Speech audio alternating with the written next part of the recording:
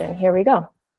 Welcome, everyone. Today on Behind the Dream, I'm joined with Catherine Wilkinson, founder of TheOE. Catherine supports moms who want to build a flexible work-from-home career as online ESL teachers through coaching, courses, and upcoming memberships. She also helps families teach young children ESL through stories and play with simple, I'm stumbling over my words. Let me do it again. Welcome, everyone. Today on Behind the Dream, I'm joined with Catherine Wilkinson, founder of TheOE. Catherine supports moms who want to build a flexible work-from-home career as online ESL teachers through coaching, courses, and upcoming memberships. She also helps families teach young children ESL through stories and play with simple, affordable resources, even if parents aren't confident in English themselves. Her work is all about creating opportunity, confidence, and freedom for families through education. Welcome, Catherine. Thank you ever so much for that lovely introduction, and thank you very much for having me here as a guest. I'm so excited. Yeah, likewise. I'm excited to dive more into your business, your journey into business, and then do a little bit of coaching with you so that we can get you moving on some of the stuff for 2026. So this can be an amazing year for you. So let's just kick things off right away with what led you and inspired you to start this business? Well, probably similar to a lot of people's kind of background. It wasn't really something that you planned for. It kind of, you just fell down the path, right? So my background before the OET, I was working in a school. Previously, I worked in a residential children's home, and we ended up falling pregnant. And it got to that point where I was like, oh, I probably should do something like more traditional career-wise, support my family. And so I went down the teaching route, as I'd had the experience working with the kids. I loved it. And so I thought, okay, let's go and be a teacher in a school. So in the UK, we have a degree called the PGCE, which is like a 1-year degree top up. And it means that you can then qualify as a teacher. Turns out I then fell pregnant again. Whoops. And of course.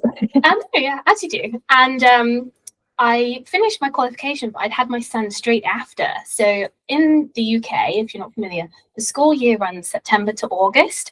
So my son was born in the August, 2 weeks before the school year was due to start. So I couldn't then go and get a full-time teaching job in a school. So I was like, oh gosh, what am I going to do now? I've got 2 kids at home, I've got this qualification that I'm now not doing anything with. And I just happened to do a bit of Googling, and I stumbled upon online teaching. And I was like, oh, okay, that could work. Don't really know much about it, but let's look into it. That was in 2017, and I've been doing it ever since. And it just was the right thing for me. And when you just, everything feels like it fits into place. I was able to stay at home with my kids. We decided to then home educate them. So they haven't been to school. We do everything at home or go to groups and things. And it's just enabled me to have that opportunity and flexibility in order to be present with my family and, watch my children grow up, which I understand is a huge privilege. But as with any career, you kind of want to see, well, what's next? What's the next thing? And I loved the kids. I really enjoyed the curriculum and the games, the activities, but I felt like something was missing. I wasn't able to reach that many people. You could only have so many hours in a week. I couldn't offer every single waking hour teaching. So I wanted to reach more families and help support more people around the world to learn English. And I think that's where the OET kind of started out as a foundation. So I went private teaching, and I was like, something's missing. I'm just not hitting enough people here. And so I decided to get rid of the live component altogether. And that's where the OET really became what it is today. And I started making more printable resources and accessible resources. I've got a free printable membership and things, so that there's something accessible for every family, no matter their budgets or backgrounds. They could still support their children with learning English at home. So I love that side of the business. But then I started having other people reach out to me like, oh, hey, I see you've done this. How did you get into it? And that's where the coaching side came in. And I love that just as much. So I couldn't really separate the two. It just kind of came this wholesome ESL business with the OET, having both sides, like helping, supporting moms build up their own, careers online and be able to work flexibly with their kids, but also helping other families access educational resources that maybe they, couldn't get private tuition because they couldn't afford it. So that's, the story in a nutshell, I suppose. But I love it. That's amazing. Yeah, no, that's amazing. And I like that you said that you fell into it, because I feel like I fell into becoming a business owner as well. Like I was like, I don't think this was in my radar, but like obviously this was what was meant to happen. Similar to you, it's like something is just not clicking. And then once it clicks, you're like, oh, okay, now that's why nothing else was like fitting into it. Like nothing was fitting into the box of the traditional 9 to 5. And I love that you said it's like basically you built something to fit what you needed, which, it's like you knew the lifestyle that you wanted to be present with your kids and all this. So you basically took your skills and knowledge and turned that into something that fits that lifestyle, which is amazing that we have like the privilege to be able to do that. But like you also had the guts to do it, because a lot of the time people have this sort of inclination of like, I don't know, should I not, something's missing, but like actually taking the action on it is something that holds a lot of people back. So do you have any, maybe like a story you can share with us, or even like, I don't know, any like tips or insight on what to do when you're sort of like feeling this like nudge of like something is meant to go different, this box I no longer fit into? How would you take action? What would you be like your words of encouragement or a story you can share with us? I want to say, like, obviously, be brave and just go do it anyway. But I'm not, like, I'm an anxious person. So I would, that's not what I did. So I kind of want to be more realistic rather than you should just go and do it. So it is scary when you're trying something new. But if you have that like natural instinct and feeling, and it's really pulling you into a certain direction, then I feel like life's so short that we have to just at least give it a go. Like the worst that's going to happen is it doesn't work, but there's so many other options out there. You're not going to be left in the dust. There's other things and other opportunities that will always come your way. You just have to look for them and be open to them. So I'm a cautious person. So I would personally recommend, if you've got something secure and stable right now, then keep that, but build on the side. You need to put in that bit of effort. It's not just going to come your way. You have to put in a little bit of effort to then see what happens next. So if there is, some sort of side business that you're interested in, maybe you want to leave the 9 to 5, you want to work for yourself, you want that flexibility, have the financial security of your job, but put in a little bit of work, maybe on the weekends, or if you do have an hour at night instead of watching the TV. I know we're all so tired after work, but instead of watching the TV, just put an hour into learning that new skill.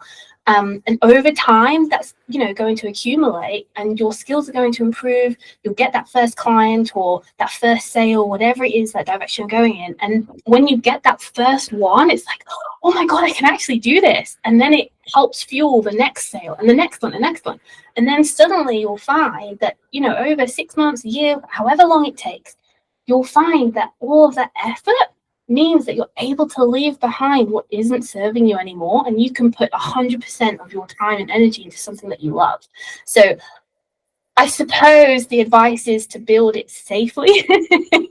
Secure yourself and your situation first, but don't let that fear take over, and just build up slowly, gradually, and then see if it works for you, if that's the right calling for you. But definitely do something about it. Like, don't sit on it. Life's just too short. I love it. I love it because I resonate with everything that you just said. I totally agree. I did it the same way. I didn't jump off the deep end as a lot of people tend to do. I did it while I was still working my 9 to 5, because, as much as I had this like calling and desire and this thing I wanted to explore, I was still nervous about it. But much like what you're saying, it's like, you can't really fail when you listen to that nudge or that sensation or that feeling, because it's guiding you to something. And worst case scenario, you're going to learn something along the way, or you're going to meet someone along the way. Like, it's never going to be something that you're like, you know, almost like when you sit through a movie and you go, well, that's 2 hours I'm never getting back. Yeah. Like, that's not the case when it's something like this, because, you know, there's a reason. Like, you know, one of my mentors always says, like, you didn't have the idea to start a karate school. Like, you had the idea to start this business. So there's a reason for that. And I think that's very much what you're saying. It's like, listen to it, test it out. Don't jump off the deep end, but like, there's always a safety net there to catch you, because whether you still have your 9 to 5 or you're going to learn something, like, Exactly. it's not lost.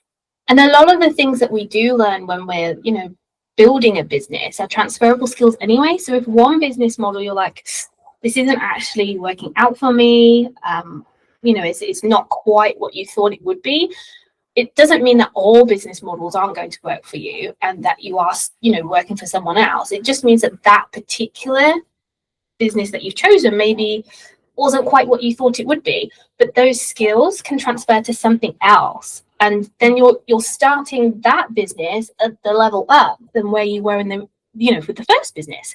100%. So there's still things that you can, you know, reuse, and that's going to help you moving forward. Yeah. So talking a little bit about the business models, can you walk us through what are some ways that people can, you know, work with the OET? And also, like you mentioned at the beginning, how you kind of shifted your business model because you're like, this is working, but you sort of outgrew it and it needed to like shift into that new growth that you had. Yeah. So in the beginning, I worked with other companies, and that was quite an important step for me because, you know, I had my qualification, but I hadn't taught online. So it was quite nerve-wracking going from face-to-face to suddenly having to, you know, deal with not just teaching, but new material and all the equipment that goes with working online as well. So it was quite a bit of a you know, a nosedive into the career. So that's an important step for me, where I worked with companies, and that helped ease me into the industry, gain the skills and the confidence to teach, and it helped me see what I liked and what I didn't like to move forward then into my own business. And then I did the freelancing, I built my own curriculums, and I loved that because I had complete full reign. You know, I didn't have somebody telling me you have to teach it like that, or you have to get through this amount of slides in so many minutes. You know, I didn't have lots of rigid issues, and if there was a technical issue, I wasn't going to get fined for it. It was, oh, okay, let's just reschedule this class, or let's try and figure out this problem. You know, I had full control, which I loved. But like we talked about, the business model wasn't quite what I was looking for because there's only so many hours in a day, so I could only teach so many people, and that's where I was then able to adapt and adjust again. And so now it's a case of everything's completely digital. It's, you know, go from either accessing my long form content, so I'm on YouTube, and blog content, funneling into my email list. And most people join through the free membership. So I offer printables, so there's something for everyone. And then funneling them into, if they want individual printables, or I have like a story and play based membership. So that's like for families. So there's, you know, different levels that people can join at and build that trust with me, so they can see, like, is this the right teacher for my children? Is this the right resource that's going to help us and our family at home, how we want to learn, and things like that. So I do think with any business that people do, you need to build that trust with your clients first, show them what you have to offer. And then, you know, if you're a match, that's when they'll come down the line and book with you or pay for your resources and things like that. And with the coaching side, that tends to be more of a like outreach thing. So I don't promote lots of like one-on-one coaching, because again, that's like a time commitment thing, and I can only help so many people, which is where the future membership will come into play. So now I've got, you know, like the free resources, so people have like a job board, they can see what opportunities there are at the moment. I've got some things that people, like a starter kit, so like some props and things that they can use in their lessons. And then I've got a mini course, so for anybody who's like, what's ESL teaching? Could I do that? Then they can take this, you know, affordable course. And that's when people then email me and be like, oh, hey, can you help me with this? Or can you answer this question? And then I can do like the more one-on-one coaching, because then it's personalized to those people. So for anybody else like building their own business, there's so many different models that you could build your business through. It's just figuring out what you enjoy doing and offering, and also what your target audience would like and how they want to consume information as well. So it's trying to kind of match those two together. Yeah, and I love that you're talking about accessibility, and it's not just like I offer this one thing at like this crazy price, it's like, no. Like if you want to buy the crazy price stuff, that's totally fine. But like there's also all these other things, including free resources. So you've really like built out your ladder of, ways that people can interact with you. And I love that you're like, the coaching is like on demand. So like if people don't reach out, I don't have to promote it because my one-on-one time is, sacred, which totally makes sense because, you walked away from a traditional sort of like a traditional work around teaching because it didn't fit the lifestyle that you wanted. So I love it. I love this for you. This is so amazing. And thank you for walking us through that, because I'm sure people are listening to this being like, oh, maybe this is a side gig I need to start. So they'll probably be reaching out to you. I do want to talk a little bit about sort of like your journey into entrepreneurship. I just want to know if there was ever a moment, because this does come up a lot. Even last year, I was talking with a lot of clients that were like, should I consider going back to a 9-to-5? Like, what do I do? This and that. Some of them do have 9-to-5s and their businesses on the side. But basically, like, what has been, if there was a moment you thought about possibly putting a pause on this or giving up on it, and what actually kept you going to continue building it out to what it is now? I think everybody has their moments of doubt. I think doubt's such a strong emotion, and it's just our brains like protecting ourselves, isn't it? It's a natural emotion, this fear, like, oh, can I actually do this? What's the safer option? Like, naturally we want to take the safer option, don't we? So it's trying to like retrain our brains that no, we're okay, we're safe, we're doing this regardless of what you're telling us. So I do think that everybody questions themselves and the choices that they make, like actually like a 9-to-5 would be easier in a way. Like you've got that secure paycheck every month, it's coming in with regardless, have set hours, but I think for people who naturally go into that entrepreneurship, like our minds don't work that way. We want that, whatever it is, that freedom, that creativity, that different working environment, rather than sometimes being overshadowed or like not over controlled, but not having that flexibility of how you work, when you work best, what you work on, that those kind of things. I think you're mentioning something really important, which is almost like if you're chasing that instant gratification of money, go down the path of the 9-to-5 career growth, because you, quote unquote, obviously depends what you're doing, but like you don't have to work as hard at it. Versus when you're an entrepreneur, like especially right off the start, like you're wearing so many hats, right? So that's why it's a common thing when people are like, should I continue doing, should I not continue to do this? And there's doubts on like where to move forward or not. So you really have to be connected to like, why did you decide to do this? And like you said, it's a lot of the times it's like that freedom of building things the way that you want.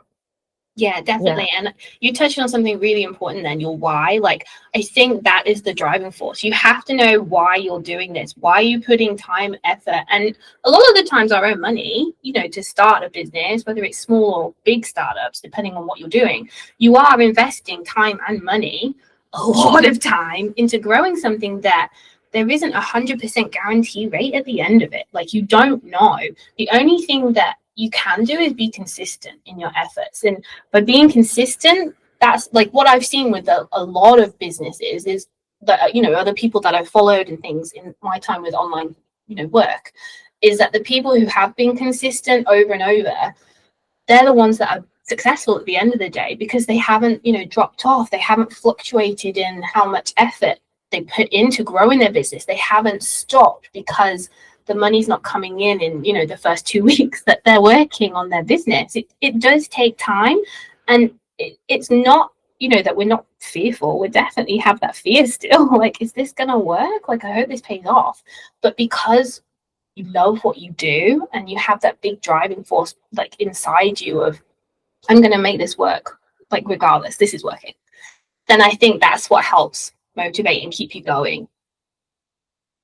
Yeah, for sure. I mean, I think what you're saying is spot on. I was even going to ask you, like, from your perspective, what do you think is one of the mistakes that entrepreneurs make? But you literally just answer that. It's not being consistent with it. And that's not to say that on the days that, you know, you're sick or you're not feeling well, that, you know, like you should show up anyways at 100%. But it's just about like overall, if you look at your week, like how often did you show up for your business? How often did you show up and do this? How often did you talk about what you do? You know, a lot of the times we think we said it once, no one answered, so no one must care. And it's like, no, like you got to be consistent with it. If you think about any large company, what are they doing? They're extremely consistent. You know, even like Coca-Cola, the pop, the soda, they bring out Santa Claus, the same Santa Claus every single year. Yeah. And I love him. You know what? He's so vintage at this point. I'm like, why ever change him? But that consistency is what creates that brand recognition, what gets people to be like, okay, now I get it. Now I want to try this drink if you haven't before, right? So I think what you touched on is so important. Now, I do want to take some time today during our recording to talk a little bit about some of the things you wanted some coaching on. So one of the things that you shared is how to build a sustainable schedule around family commitments. And I will say that as a recent mother, there is no such thing. Like time for moms does not exist. Like, and what I mean by that is that we're not limited by it. You know, there are days where you're like, we want to get everything done, but it doesn't necessarily happen, and that's okay. So what I tend to do and what has been working for me is to, you know, schedule the things that are important, like appointments and things like that. And, you know, that's time that I have a babysitter, someone watching. You have dedicated time where you can sit in front of a computer, whatever that is, right? But then the rest of it, it's more like, here's my to-do list, and I need to get this done, or ideally get everything done by the end of the week. Because once you put the timeline of like the day, it all goes to shit. And I'm sure as a mother or two, you can probably be like, yeah, I can resonate with that to an extent. So I think a lot of the times what we're trying to do is almost like fit into this 9 to 5 of like, if I were to show up to work for 9 to 5, I'm expected to get all these things done. But the beauty is that we built our own businesses. So it doesn't necessarily have to work that way. And it's also okay. Like if your kid happens to be sick, you can dedicate the time to that because you know that this needs to just get done this week. Yeah. Right? I think that's probably where I have struggled the most is like, oh my gosh, like I've got this to do today and I'm probably making too big a list because, you know, as running your own business, the list doesn't end. It just gets bigger. Like I'll take 3 things off and add 10 more things to it. It doesn't get smaller. So totally. There's always something that you can be doing. And I think that's like the struggle is like, okay, I need to get this done today because then tomorrow I'm going to work on this. And then, you know, like your example, like your kids wake up sick and I home educate my kids as well. So we're literally together 24/7.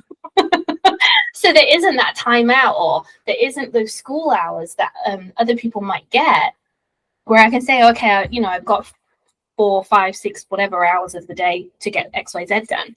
It is a case of like, okay, how do I get my kids to go and do something? And then I have like an hour just to get something out. But I like your method of, you know, stuff can crop up and go wrong day to day. But if you're looking at something over a whole week, then you're able to be more flexible and like move your schedule and things around to suit your, you know, your lifestyle and your current, you know, like family circumstances. So I really like that approach. That's a really good tip.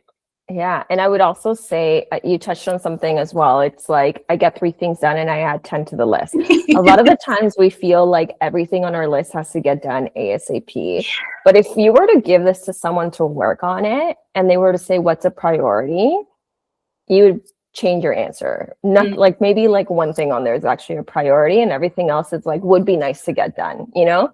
So sometimes we need to make our schedules not only with that flexibility that I mentioned before, but also like if I really want to do something each day, make it one thing and make that thing be like the priority. And if 10 things come out of that one thing you accomplish, that's 10 things for another day, like not for today, you know, unless it just so happens that your kids are playing by themselves and having a great time. And you're like, okay, because when you start rushing through things, then you're like, I could have done that better. I should have done that differently. I should have sat with it a little bit longer, or like I messed this up, or I could have said it differently. And you kind of start nitpicking because you weren't able to focus on it. Yeah, that's true. And then that mum guilt that you have when you're like, oh, I need to work now, actually, it's kind of wasted, because then you're switching that mum guilt, like, oh, I've done this so badly, I might as well spend that time with my kids. So yeah, I like that way. You just take your time and fit it in to what, you know, is going on in that moment in your day. If it's gonna get done today, that's great. If not, like, there's always like tomorrow to do it as well, and just focus on that one thing that's the priority, rather than the really long list. Don't look at the long list. Yes, because otherwise, like you said, you get like hung up on like the mom guilt of like, I want to be present with my kids, and instead I'm thinking about all the 20 things that I want to get done today, you know? And it's like, well, that's not the reason you started your business. So you got to kind of keep bringing yourself back to that, for sure. Yeah. Okay, Catherine, thank you so much for being on today. I really appreciate it. Yeah. Thank you. Thank you ever so much, Anna. No, it was a really lovely chat today, and we definitely covered quite a lot of things. And I hope it was helpful for the listeners, and they got some tips as well if they're looking to start their business and things. And I really appreciated that last tip with looking at the whole week as an overview rather than just those small snippets. I think that would be really helpful moving forward.